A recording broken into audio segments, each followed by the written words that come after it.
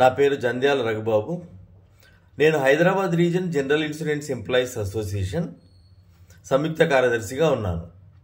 మా యూనియన్ తెలంగాణ రాష్ట్రం మొత్తంలో అలాగే రాయలసీమలోని 4 జిల్లాలను కలుపుకొని ఉన్నది. నేడు ప్రధానంగా ఆంధ్రప్రగతి గ్రామీణ బ్యాంక్ ప్రధాన కార్యాలయాన్ని కడప నుంచి అమరావతికి మార్చే క్రమంలో జరుగుతున్న పోరాటంలో నేను భాగస్వామిగా ఉన్నాను. ఇక్కడ ఒక విషయం చెప్పదలుచుకున్నాను.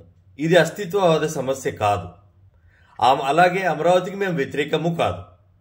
మేము రాష్ట్ర అభివృద్ధిని, రాష్ట్ర రాజధాని అభివృద్ధిని కోరుకునే వాళ్ళమే. అయితే కడపలో ఉన్న ఈ ప్రధాన కార్యాలయాన్ని తీసుకుపోయి అమరావతికి మార్చడం అన్న విషయంలోనే మేము వ్యతిరేకిస్తున్నాము.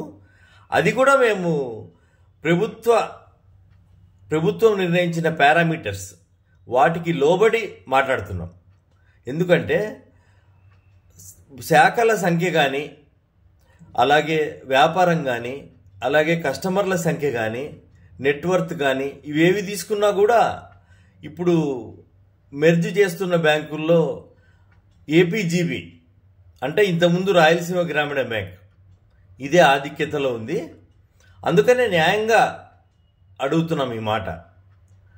మా కడపలో ఉన్న ఏపీజీబీ ప్రధాన కార్యాలయాన్ని అక్కడే ఉంచాలని, అమరావతికి తరలించరాదని మేము జాయింట్ యాక్షన్ కమిటీ తరఫున మేము కోరుతున్నాము.